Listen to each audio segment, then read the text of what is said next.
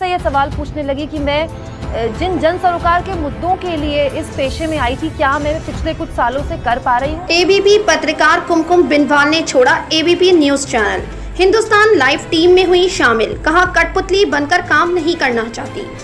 ABP पत्रकार कुमकुम बिनवाल ने ABP news छोड़कर हिंदुस्तान लाइव ज्वाइन कर लिया।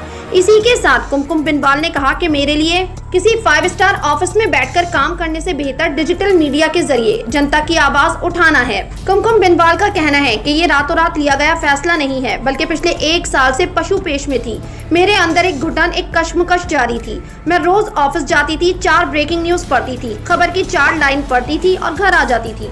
मुझे खुद रियलाइज होता था कि मैंने आज किया क्या है, मेरे आज के दिन का फलसफा क्या है। ऐसे गुजरते गुजरते पूरा 1 साल बीत गया और मैं खुद से ये सवाल करने लगी कि मैं जिन सरोकार के मुद्दों के लिए इस पेशे में आई हूँ, क्या मैं पिछले कुछ सालों से ये कर पा रही हूँ। ऐसा नहीं है, ये बात सिर्फ मैंने ही महसूस करी है, बहुत से लोग हैं। बस फर्क इतना है कि मैं बागी हो गई और अब खुलकर ये बात बोल रही हूँ और बाकी नहीं बोल रहे। लेकिन जो नहीं बोल रहे उनसे भी मेरी सहानुभूति है। सबकी अपनी अपनी मजबूरियां होती हैं, लेकिन मैंने ये तय किया कि अगर मैं जन सरोकार के मुद्दे नहीं उठा सकती, क्योंकि पत्रकारिता का सिद्धांत है जनता की आवाज उठाना, अगर मैं ऐसा नहीं कर सकती तो ये हमारे पेशे के साथ, पत्रकारिता के साथ धोखा है, जनता के साथ धोखा है। मैंने तय किया कि मैं सरकार का भोंपू नहीं बन सकती। मैं अब और इस बोझ को नहीं सह पा रही थी, लेकिन मुझे आज कोई दुख नहीं है कि मैं इतने बड़े न्यूज चैनल को छोड़कर डिजिटल मीडिया के जरिए पत्रकारिता करूंगी, क्योंकि मुझे इस बात का फक्र है कि अपने सिद्धांतों के साथ समझौता नहीं किया।